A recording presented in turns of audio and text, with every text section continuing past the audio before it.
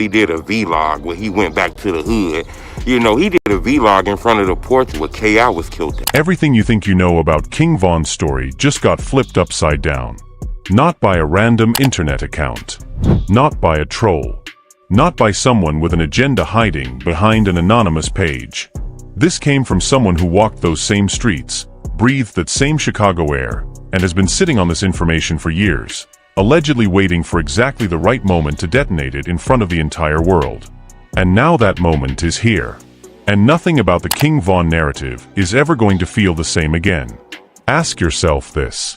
If one of the most documented, most referenced, most emotionally charged stories in all of Chicago drill history was built on something that allegedly never happened the way we were told, who benefits from keeping that story alive? Who profits every single time that narrative gets repeated, reposted, streamed, and celebrated?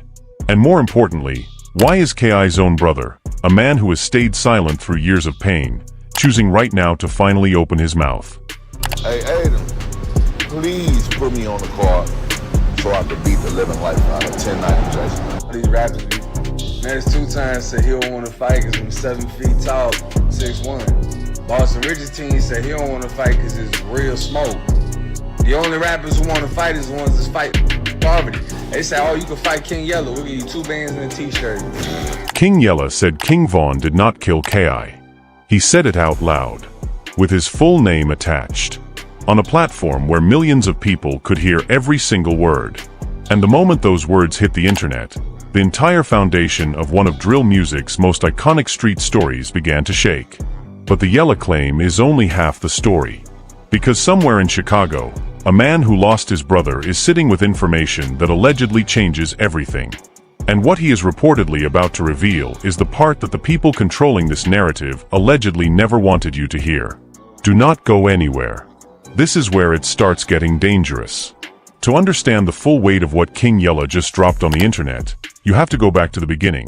And the beginning of this story is not pretty, it is not comfortable, and it is the kind of thing that even the most seasoned followers of Chicago drill history have to sit with for a moment before it fully registers. King Von, born Davon Daquan Bennett on August 9, 1994, in Chicago's Parkway Gardens, the housing project the streets call a block, was one of the most gifted street storytellers rap has ever produced. His music was not just entertainment. It was allegedly autobiography. It was reportedly documentation. When Von rapped about violence, about bodies, about the specific textures of survival on the south side of Chicago, fans did not just hear bars. They heard what they believed was a man narrating his own lived experience with terrifying accuracy and zero remorse. That authenticity is what made him a legend. And that authenticity is now what is being challenged at its very core. The name K.I., full name Keithion Tayshawn Murdoch, has been attached to King Von's story since at least 2012. K.I. was a young man from Chicago whose death became part of the mythology surrounding Von's rise, referenced in interviews, whispered about in comment sections, and treated by a large portion of Von's fanbase as confirmed street history. Von was arrested in connection with K.I.'s death. That is a verifiable fact. Cook County court records confirm that charges were filed. What is equally factual is that those charges were eventually dropped, and Von never stood trial for K.I.'s death. But in the world of drill music, where court outcomes are often treated as separate from street reality, the narrative that Von was responsible persisted, and reportedly, it was a narrative that Von himself never aggressively disputed in public. But here is where it gets interesting. King Yella's claim is not new in the sense that whispers about the true circumstances of K.I.'s death have allegedly been circulating within certain Chicago circles for years. What is new, what makes this moment different from every previous time someone privately questioned the story, is that Yella said it publicly, he said it specifically, and he said it at a time when King Von's legacy is sitting at the center of multiple converging pressures. A civil lawsuit naming his estate, posthumous releases generating tens of millions of streams, and an ongoing public conversation about who owns and controls the O-Block narrative. The timing, according to multiple sources who have been tracking this story, is allegedly not accidental. Yella's statement, which reportedly surfaced in a clip that spread across Instagram, YouTube, and X within hours of being posted, was direct and unambiguous.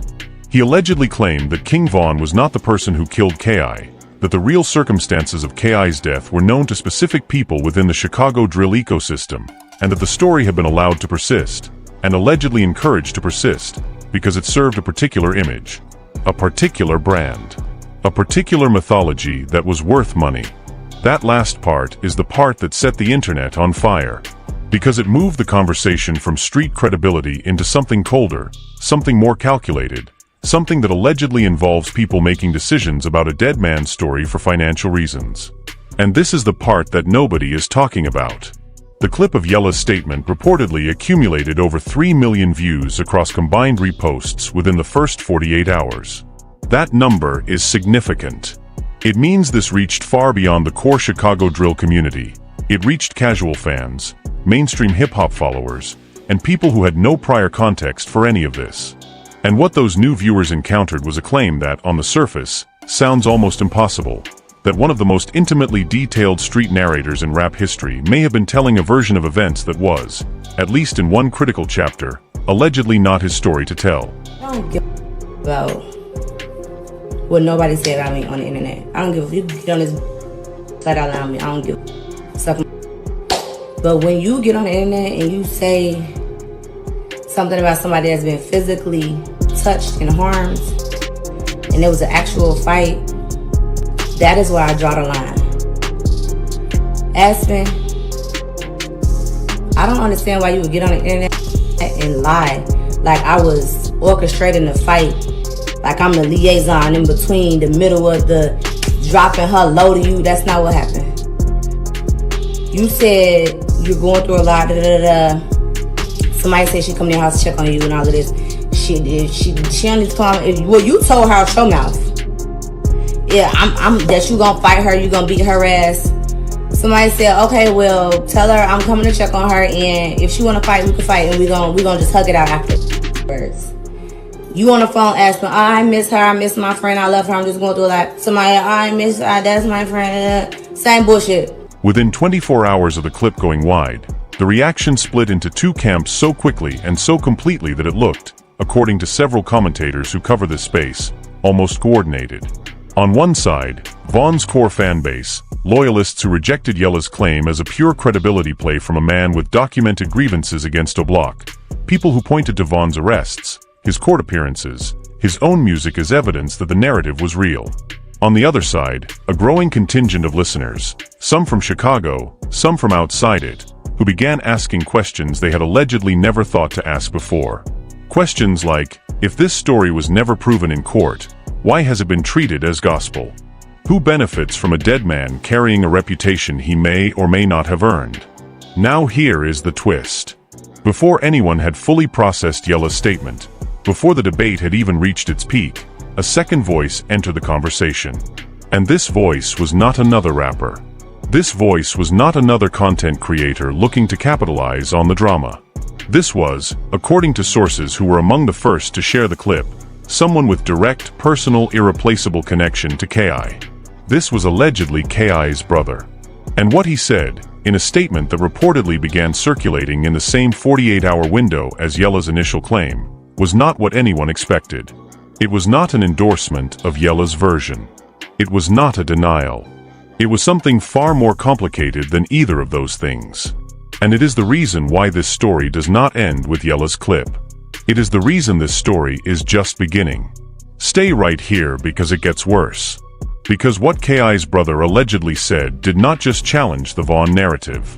It allegedly challenged the entire framework through which Chicago drill has been allowed to mythologize real deaths, real families, real grief, and turn all of it into content, into streaming revenue, into cultural capital that flows in one direction and never reaches the people who actually paid the price for it.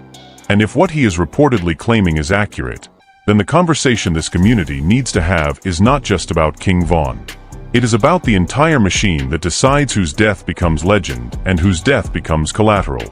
This part ends here. But the story does not. Because K.I.'s brother reportedly said something specific, something with a name attached, a date attached, a location attached, that is either the most important thing said about this situation or the most dangerous. And you need to hear exactly what it was. The moment K.I.'s brother's statement started spreading, the entire energy of the conversation shifted. Because up until that point, this was still, to many observers, a rapper beef. Yella saying something provocative about Vaughn's legacy. That is a familiar pattern in Chicago drill. Artists make claims, fans debate, the internet moves on. But a family member speaking is different. A brother who lost someone and has lived with that loss for over a decade, who watched a specific narrative about his brother's death become entertainment, who sat through interviews and music and fan discussions that treated his family's tragedy as content. That person speaking is not the same as a rapper making a move.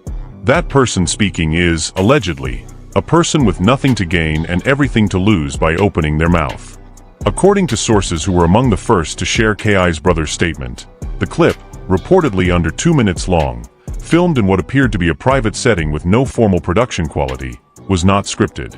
It was not rehearsed. It carried the kind of raw, unpolished emotional weight that is almost impossible to fake.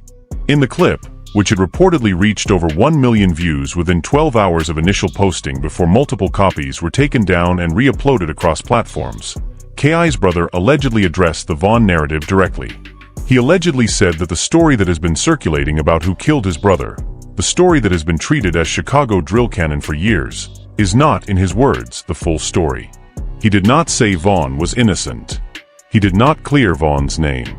What he allegedly said was more nuanced and in many ways more devastating, that the real details of what happened to K.I. have been deliberately buried, allegedly suppressed by people who had reasons to keep a simpler, cleaner, more mythologically useful version alive. But here is where it gets interesting.